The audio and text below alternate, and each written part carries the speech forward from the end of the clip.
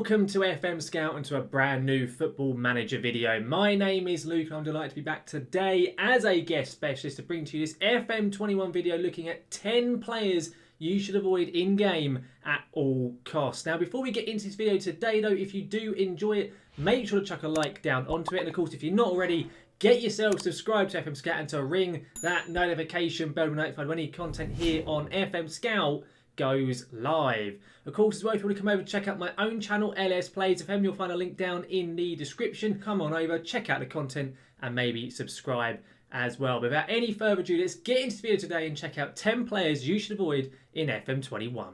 Here we are then in FM21 and we're going to be starting off this list today with Gareth Bale. But before we do get into it, it's not just going to be a list focusing on either wonder kids or older players. It's going to be a good mixture of different types of players, different abilities with different problems and reasons why you should avoid them. Things such as injury problems, inconsistency, high wages, maybe a mixture of all of them. We've been looking at all different types of players today. But what better type of player to start off with than Gareth Bale? I play it in both real life and in Football Manager, where no matter where he's at, he can just never hit the heights he once was able to.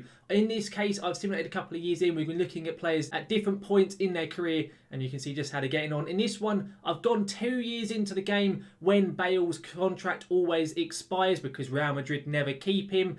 And this is the point in the game where you often can get him on a free, but I would just advise avoid doing it at any cost. Number one, as you can see here, we're only 2 years in and his physicals are completely gone. He just cannot hit the levels he used to. He plays barely any games. You can see in the first season with Spurs, he played 16 games, did okay. The second season, when he went back to Madrid, he played 3 times. So not great, having only played less than 20 league games over 2 years. But the physicals there, his wage demands, his injury history, just avoid him at all costs. Now, the next player on our list is a player who's a bit of a wonder kid and has been in FM for a good few years, but is a player who I know from my own experience I can never get the best out of, and I know a lot of other people have struggled to do so as well, and that is Mohamed Ihataren. I think is how you pronounce it. I can never pronounce his name, which is maybe another reason for me to avoid him. But Mohamed Ihataren here, he is a player who on paper should be fantastic. Really should be. He currently is in the Eredivisie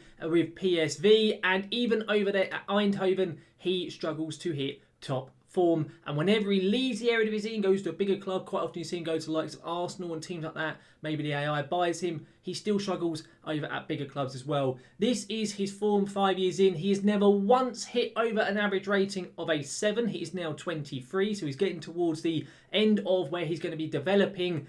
And he still isn't really that good in comparison to what he should be at. And you can see here in terms of his cons, when you look at his scout report, he doesn't enjoy big matches, he's inconsistent, and he's susceptible to injuries. Another key reason to avoid him, as well as what will be the big price tag that no doubt PSV will attach to him. He just is not worth the money. He is not worth the risk of going for him. And funny, he never hits the heights that you're thinking he will hit. Next on the list is another PSV player, and this time it's Maximiliano Romero, the Argentine striker playing in the Eredivisie for PSV. He, much like Mohamed Ihataren, is a little bit of a wonder kid, maybe not quite as good as he has been in previous seasons. He always was a very good wonder kid once upon a time, but he still on paper is a good striker and can hit decent levels because he starts the game at 21. But as you can see on here, he hasn't developed particularly well 5 years in. He's in what really should be the beginning of his prime of his career at 26, and he's very bang average at this point. And this can quite consistently be how he ends up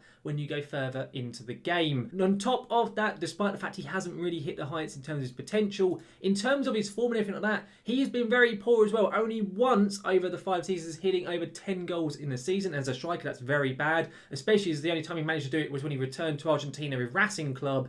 And in the Eredivisie, if he's hitting less than 10 goals for a side as strong as PSV, that is very poor indeed. He's also struggled for game time because of the fact he's been quite injury hit. He can be quite injury prone as well, in addition to his lack of consistency. So much like his PSV teammate in Mohamed Ihataren, I would suggest you to avoid Maxi Romero as well.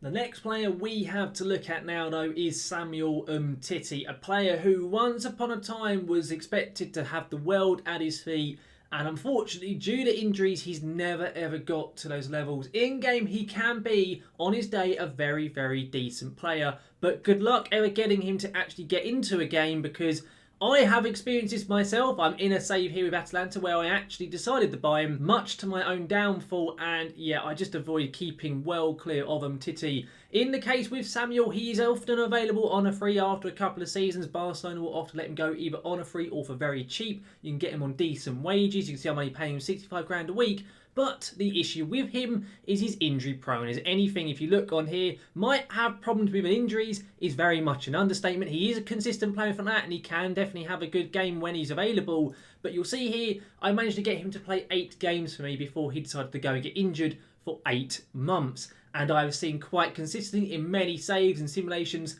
it is often the same with every single time he's there. You can see the few games he plays, he really does struggle for game time injury-wise. You can see there the lovely injury in which he suffered from a cruciate ligament issue. He has knee problems and cruciate ligament issues quite consistently. So if I was you, just keep well clear of Umtiti. Even though he may look quite a good prospect, just stay clear and don't get burnt by Samuel Umtiti. We next return to another younger player, this time to avoid an FM21, and this time it is Tahith Chong, the Manchester United wonder kid youngster. He was very much a wonder kid once upon a time, but again this year in FM probably not quite so much. And a key reason for that is, again, he's not particularly consistent. He doesn't struggle with injuries so much, but mentally he does struggle quite a bit in game. His decision making, his concentration, all are very lacking in FM, and they struggle to develop very well overall. Even now where I'm 5 years in, he's at 25, and you can see just how poor his mentals are even at this point in his career. He's got decent physicals and so on, but once those start to drop off, he's going to have very, very little else left in his game. In this particular save, he's currently at Augsburg in the Bundesliga 2, and he's still not having a particularly great time, less than an average rating of 7, and only twice in his career has he hit that. The very first year with Club Bruges, he managed to get just above it, and then also with his second season at Leipzig. But in this time, he's been sold by 3 different clubs, of which 2 in the last year in game. It says a lot about a player when they're being sold and moved about quite so often. So again, much like the other younger players we focused on, Tahith Chong here, just keep clear of. He's a decent player, but he's not a good enough player for you to spend a lot of money on, because he's just never going to hit the levels in which you may expect him to do so. Now the next player on our list is a little bit of a strange one, and this time it is Alexander Golovin, the player who normally starts at AS Monaco. In his current save, he's over at Lazio. He is a player who should be, on paper, such a good player. He's so well-rounded, but yet never does he ever hit the heights where you'd ever expect him to get to. He, in this point in his career, is very much in his prime. He's 29. He starts the game at 24. He has a little bit of wiggle room to grow into, but not very much. He was very much a wonder kid once upon a time. But even so, I think part of the issue is the fact it's a little bit difficult to actually pinpoint where he should be playing on the pitch, which doesn't help. He often gets used as a bit of a utility player.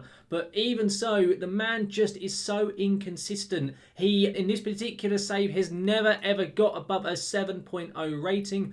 Every single season he is struggling. The closest he got was a 6.98 in season 1, where he only played half of a season. He's only ever hit 4 goals in the season, only 5 assists as well, and that is often the case in various simulations I've done where he will struggle to actually hit the heights that you'd probably have expected of him. In this case, Lazio signed him on a free transfer, and even on a free, he isn't doing very much whatsoever. So if I was you guys, avoid him at all costs. The only thing he does have positive is his personality. He could tutor players quite possibly, but I think also he does struggle to actually bed himself into new clubs, so that is going to hinder you as well. So much like the other players, Golovin here, just keep clear of him when possible. We're next now going to focus on a player who, again, a bit like Golovin, is a bit of a weird case in FN21, and that here is Ethan Ampadu. Very much a wonder kid at the beginning of the game. He starts at only 19 years of age, and the world is very much his oyster at that point in his career. But he's a player much like Golovin, where it's a bit hard to actually nail down where you should be playing him, and I think that hinders him quite a bit in game. He, of course, has a lot of room to grow in terms of his attributes and everything at the beginning, because he is very much a young player. This is him at 24. He does look very decent on paper as maybe a defender, maybe a midfielder. It's a little bit tough to really know where you should be playing him. The fact he's only 6 foot doesn't help him particularly much.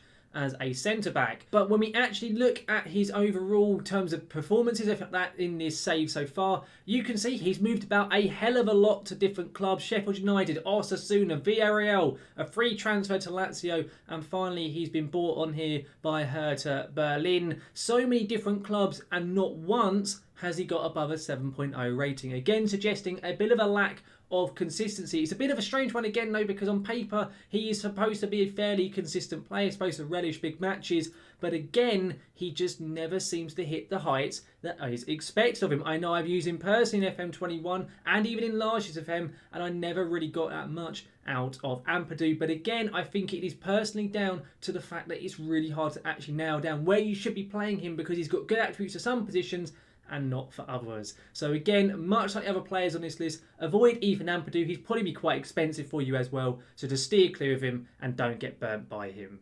Up next, we now have Billy Gilmour, another player who begins the save as a Chelsea player, much like Ethan Ampadu, who we've just covered, and much like his Chelsea teammate, he too struggles for consistency and to just actually hit the heights you probably expect of a player who begins the game at only the age of 18. Now at 23, he's at Villarreal. He on paper looks very decent, but he just never gets to the levels that you would probably want him to be for a player of his ability. And in this point, it's a bit of a toughie to actually nail down where his natural position should be. It reckons he should be a central midfielder, but he can play further forward, can play on the wing, can play deeper as well. Again, a similar situation to Ethan Ampadu that we've already covered. And also with him, he really lacks physical attributes, things such as strength, jumping reach, balance, natural fitness as well being a key one. He also begins the game with a big injury. He's out for about 3 or 4 months at the very beginning of the game, which doesn't help him. And again, on paper, he looks like he should be a very decent player.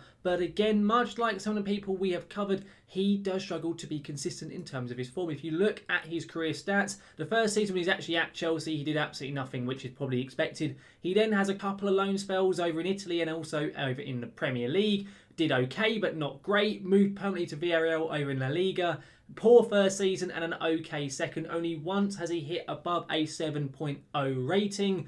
But when you look at him in terms of how he should perform, it probably isn't good enough for a player of that ability. Again though, like Ampadu, he has on paper the fairly consistent performer trait, but he just never ever seems to actually show it when he's on the pitch. So much like his Chelsea teammate in Ethan Ampadu and the other players we've covered today, just avoid Billy Gilmour. He'll probably be quite pricey and just isn't worth the risk. We have now a player who on paper and even in game is a very, very good player, and on his day is absolutely fantastic. Much like with the earlier mention of Samuel Umtiti, we now come to Dani Carvajal, a player who can be absolutely phenomenal, and if he can get a run of games, absolutely fantastic. But the issue is actually getting him to have a run of games. He is plagued with injuries. When you look at him on paper, technicals, mentals, physicals, even at the age of 33, 5 years into the game, very, very good, could get into most teams. A great personality as well.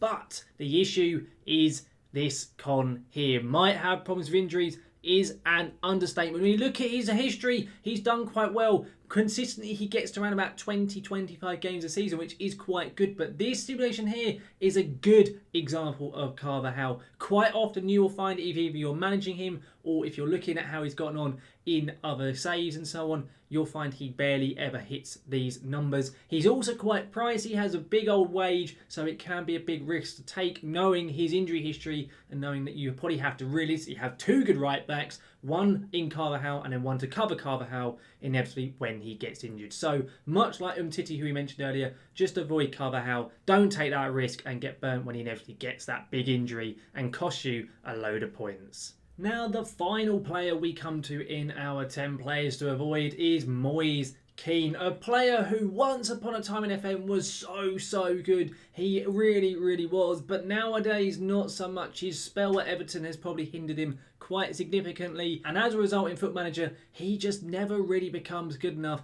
to really challenge at the top. In this particular save he's at West Ham in the Championship, and he's doing very, very poorly indeed. He's a player who lacks consistency, but despite that fact, when you look at him, you look at his technicals, his mentals, his physicals, he should be banging in 15, 20 goals a season. But more often than not, when you look on FM21, and if you use him as well yourself, you'll find he barely even hits above 10. In this particular save, West Ham decided to spend 50 mil on him, and he scored 9 goals in the Prem, and in the following season in the Championship, he still only hit 9 goals, despite playing 31 games in the Championship. That right there is not good enough for a player who you would be expecting to really be leading the line for your team. So much like the other players, Moise Kean here, even though he should be really developing and still getting really, really good in the game, just steer clear of him. He never gets good enough. He never, ever becomes a consistent goal scorer. He is just not worth it in FM21.